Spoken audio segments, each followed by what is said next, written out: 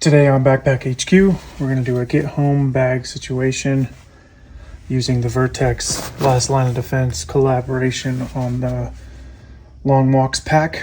This bag currently loaded out weighs about 17 pounds, including water. That will dwindle as I hike, and we'll see how this bag does. This is going to be an intro video for a video that I filmed a little over a month ago of me doing a get home situation with the Vertx LOD Long Walks Pack Edition. I often talk about how good this bag is and how much I think it can handle and how much I think it can do, and I haven't yet actually put that to the test. I saw some other people that I follow on YouTube that have this sort of video where they put their gear to the test, and so I decided to do the same. I pre-routed some routes in my neighborhood / town that were anywhere from like 10 to 12 miles away from my house, and I decided to go stage a situation where for some reason I need to leave my vehicle and then make it back home. I tried to plan it as sort of civil unrest, sort of not wanting to be spotted as much as possible. That's actually virtually impossible. Now that I've done that walk, I know that if I have to walk home from just about anywhere, someone's gonna see me. In that video, I didn't really talk about the pack itself and how it held up and the gear that I brought with me and exactly what it was that I had and how this was doing. I just kind of talked about the route that I was taking, what I was thinking at the time, and it wasn't very backpack focused, so I decided to come back, film this intro. I'm going to load this bag with just about everything I brought on that hike, show you guys how it held up, and I'll give you my thoughts. Alright, so I keep this bag staged. I keep all my bags staged basically the same. I bring about the same amount of gear inside of a bag if I'm going hiking on a mountain. If I'm going to go hike a trail, I'm going to have a bag staged. Pretty much the same gear goes into it. Only thing that changes is the amount of food and the amount of water that I bring. So to begin with, this Vertx bag has a small admin pouch in the front here. I use that to stage some gear. There's a pair of tweezers. It's good for splinters and some other things if you get those while you're out on the trail, jumping a fence, going through rough terrain, whatever. Getting that stuff out early is better than just letting it fester. Some sunblock lip balm. I have trauma shears, a flashlight, a skeletal. Keep 2 different size pieces of rope. This unfolds to 5, this unfolds to 10 feet, and then I have a tourniquet up front, and then a headlamp as well. I wasn't planning on being out until night time, and luckily I wasn't. Didn't need the headlamp, but would rather have something like that and not need it, because when you need a flashlight or a headlamp, you need to work on something, you need to fix yourself, fix a friend, whatever. You want to be able to see in the dark. So first in the bag, I brought a tarp. Tarp could be used as shelter, obviously, could be used as a blanket, could be used as camouflage, could be used even in medical to help stop the bleed, anything like that. So I brought a tarp with me. There is stakes and there is some rope in there to help if I need to set up the tarp as a shelter. I also bring with me some trauma gear. There's a trauma bandage, always keep with me. That also helps stabilize the bottom of the backpack. I bring a small med kit. There's just a boo-boo kit in here. It has like band-aids and an extra tourniquet, stuff like that.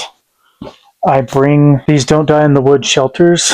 These are emergency blankets in an emergency sleeping bag. They're very, very lightweight, and I bring them with for just in case. This is sort of like secondary to my tarp. These are also camouflaged as well. This is a Columbia rain jacket. I love Columbia. I use a lot of their stuff for outdoors stuff. This is their desert tan rain jacket that has like the heat shield on the inside. So a rain jacket I put on the outside. Next, I always pack a fire kit. This is more so I keep in all my hiking bags. If you're trying to reduce your signature, not be seen, a fire is not a good idea. It can be seen from miles away. But if it's something that I need to stay warm or cook food, then it's good to have. On top of that is a water kit. This is in order to clean water or decontaminate water.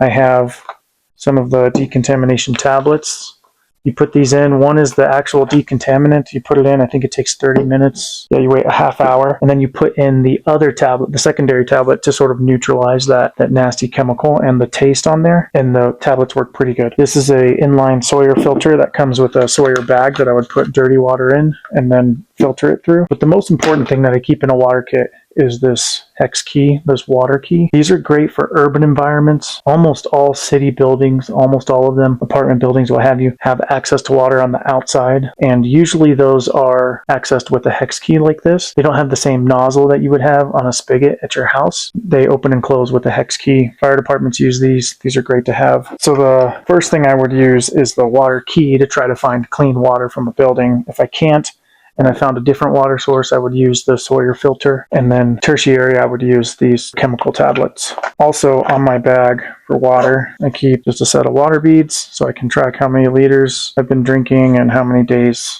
Food is the next item that I always bring in a camping or a hiking bag, get home bag. If you're going to stage your bag with food, you want it to be something that's fairly non-perishable. I keep these hiking meals on me. So like you can use Peak Refuels, you can use Mountain House. These ones are Heather's Choice.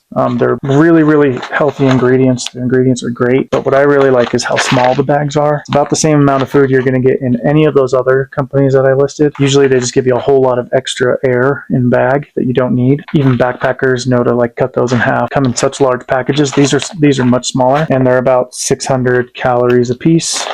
Then I keep a stove and a canister. The stove is the Pocket Rocket 2.0. Just keep a lighter in here. And then the stove itself. And then the fuel that I use for it. I just keep one of the smaller ones. The important thing about butane or isobutane or fuel, gas fuel that you use, you want to make sure that it stays warm. The higher that you go in elevation and or the colder it gets outside, the worse, the less effective and the less efficient that fuel burns. So it takes longer to boil your food. So if you are up in the mountains where there's less oxygen and also colder weather, it's a good idea to keep this, especially overnight, keep this in your sleeping bag. So overnight, it doesn't drop to the outside temperature. It stays warmer. So next time you use it, it's closer to an average room temperature. Right on top, I always keep a good maps and compass kit. I stuff this bag in sort of order of precedence of how I think I'm going to need it. So med kit is going to be fairly easy to access. Maps and compass are going to be easy to access. Water will be easy to access.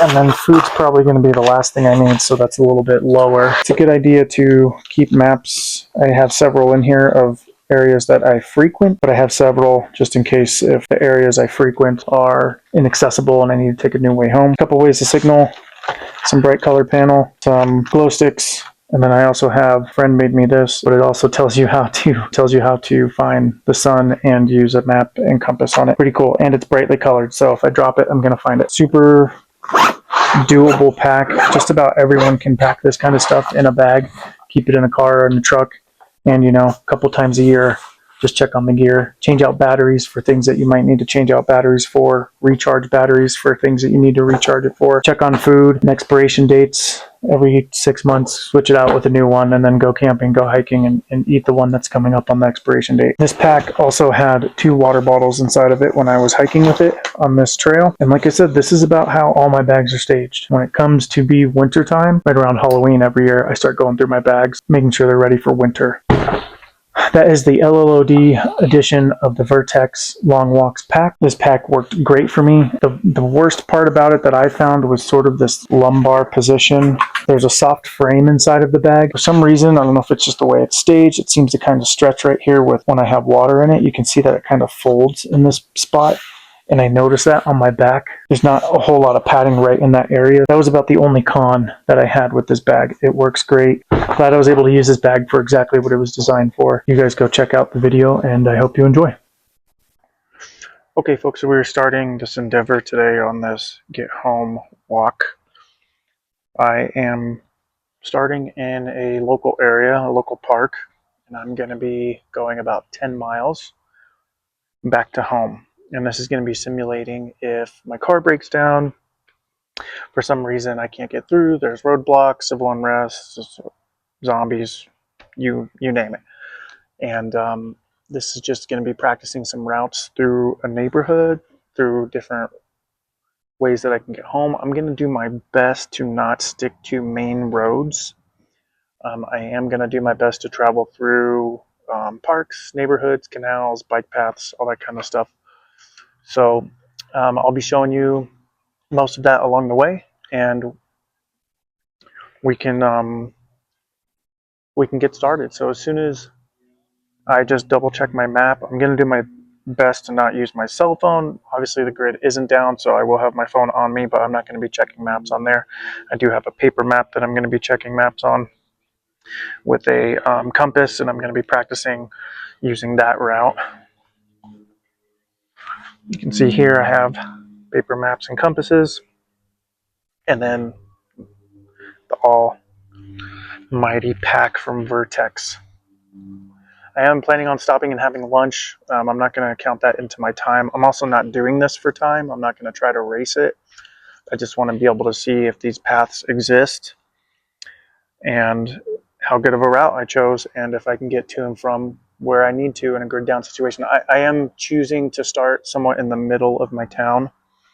So if I can ever get to or near this area, I should be able to pretty much make it home on a walk. Here's another shot of the maps and compasses that I'm going to be using, and geared to get around and stay off my phone for Google Maps. I'm not going to be using that unless if for some reason there's an emergency. If I break my leg or something, I'll use my phone, but otherwise planned out some routes here. Should be able to get where I need to go. Okay, so unfortunately I am coming up to a big main road here that I do have to cross. Once I get across this road and into the neighborhood, I should be in a little bit better position. Okay, so we are about a half mile from where I last checked in. Getting across the main road and behind some businesses was loud, was a little bit exposed. Definitely getting across the main street and into this neighborhood and canal. Walked by tons of people, tons of cars, hundreds of cars probably passed me while I was waiting for the light to change. So if minimizing exposure is something that you are looking at doing for a situation like this, that's going to be always very, very difficult in urban environments. It's not super easy to not be seen. Much harder than you would think. Just getting from a half mile from my start point to into these neighborhood canals, I walked past a main road and a couple restaurants where people were outside. There was construction workers working on something in two different spots, one in the road, one in the building. Had to go around them, change my route a little bit. And then there was a church where about 50 kids were outside playing basketball. So exposure is always an issue if it's something that you want to remain hidden. This is why you practice. Okay, so I'm at a little bit of an impasse here.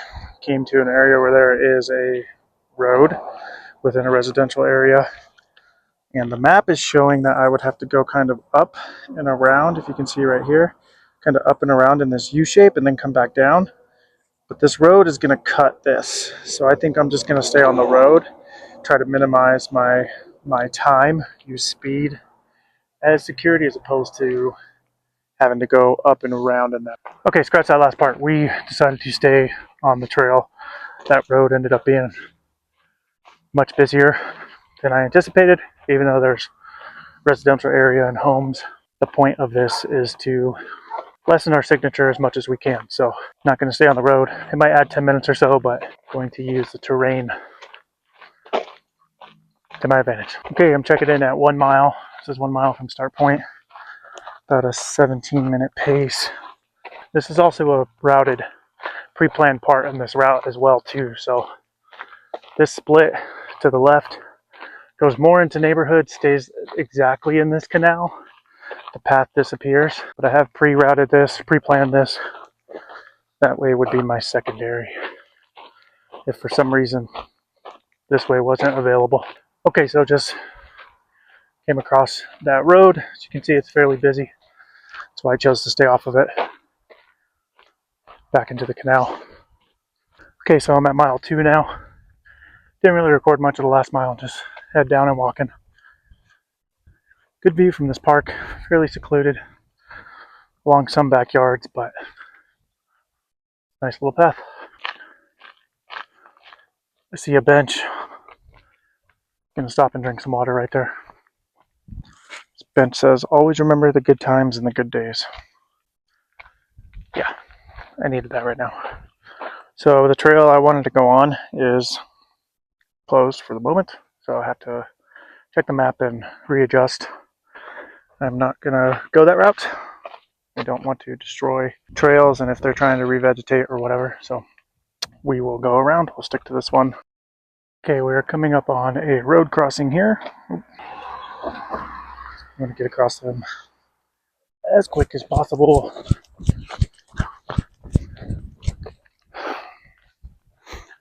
That's pretty bad timing. I went right when there was a car. So, okay, so just came across this view from the path that I'm on.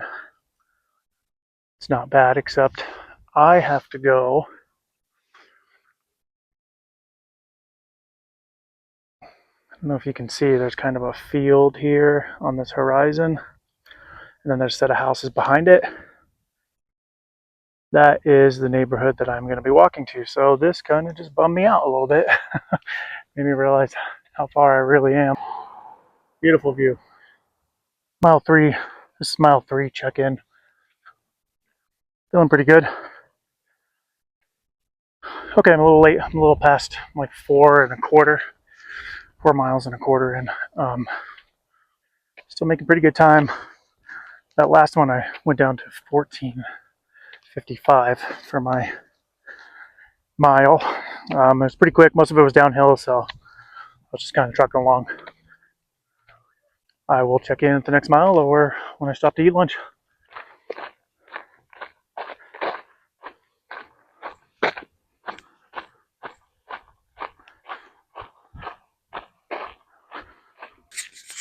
Okay, it's a little windy. Hopefully you can hear me.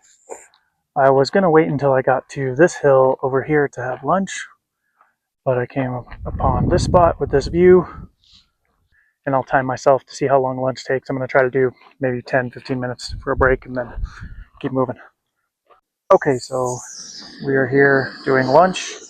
I took out what I needed for lunch, and I'm currently boiling some water. Let's check. Yeah, on second thought, it's probably a little too hot for a boiled lunch. I should have just done cold water and cold soaked it, because it ended up getting up to close to 70 degrees today, and I'm already sweating, and I'm at about minute 10 into my lunch here. A lady that was walking by did come by and talk to me and ask me what I was doing. She was just curious when she saw me cooking and wanted to know, and said hi. She had 2 nice puppies. The trail is fairly crowded. I have seen quite a bit of people on this trail. Signature reduction and, staying into the shadows, so to say, and not being seen and all that stuff, that's much harder than you think it is, especially in urban environments. You do have to wait for traffic if you're going to do that. So that cut down into my time as well. This lunch, I had to stop and tie my shoe, recording, taking some pictures, so I could probably be a little bit faster if I was just deadheading it and going straight through it. It's good to practice. It's good to get out there. If you guys and girls are ever looking to practice something, try routes home from your work, try routes home from your friend's house, or routes home from school or whatever, because it really is kind of eye-opening how far, even just, I estimated about 10 miles. It was from the start to the end. I didn't measure every single turn and loop and whatever. It's a 7-mile straight shot, so I figure add about 3 miles for the curving and the going around, and not taking the shortest path. If this was a situation where there was civil unrest or government collapse and you're really trying not to be seen, it's probably 0% chance that you have of 100% not being seen. Someone's gonna see you, so you're gonna run into somebody. This is just about done cooking, and then we will get back on this path.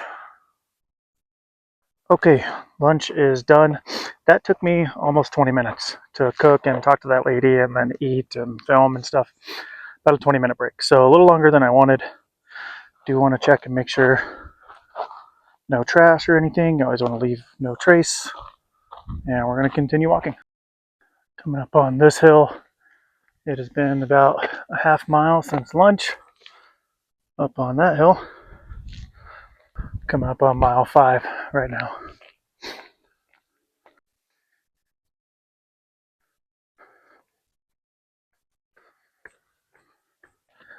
Okay, coming up on mile 6. In about a half mile or so, I'm going to have to cross a major busy road. So there's no way around it. I got to cross it at some point. So, okay, just had to get across a major road, as you can see. Super busy. There's really no way around it. There aren't any water canals, crossings, bridges, nothing I could go over or under. Terrain dictates where you go and what you have to do. You just got to work with it. Just can't get around it. It's good to know these things, good to practice. Okay, got off the main road, getting down into some more private areas here, into the canals, into the sidewalks, back onto a trail where they intersect. There are 2 main roads. I had to stay on one of them for over a mile. Okay, we're at mile 8.5. I'm coming into a little canal pass, underpass thing here. This is cool. It's good to get me out of the shade. Nice and dark. I was doing about 3.5 miles an hour, 4 miles an hour. Now I'm down to about 2.5. And I have about a mile and a half left. Okay, it's really windy, so hopefully you can hear me. I'm at mile 9. Stopped for some water and a granola bar real quick. Maybe took a couple minutes. The view is getting wider and wider. Before I could only see that mountain. Now I can see all of them. Okay, guys. There is lap 10, mile 10. That puts me back into my neighborhood. I was about a mile and a half off. I have about 1.5 miles back to my house. I'm not going to film that one. I'm going to stop this watch now. I'll start a new one from here to my house and just add that time and extra mileage into the total. Yeah, 10 miles, 3 hours, 13 minutes. All right, I'm about 30 seconds from my house. It is an extra 1.5 miles, almost exactly. In fact, it will be by the time I get there. And I'm at 26 minutes right now. So 26:30, 27 for the extra mile and a half. So that puts me at exactly 11.5 miles in 3 hours, 46 minutes, if I'm doing it correctly. I'll get it all added up.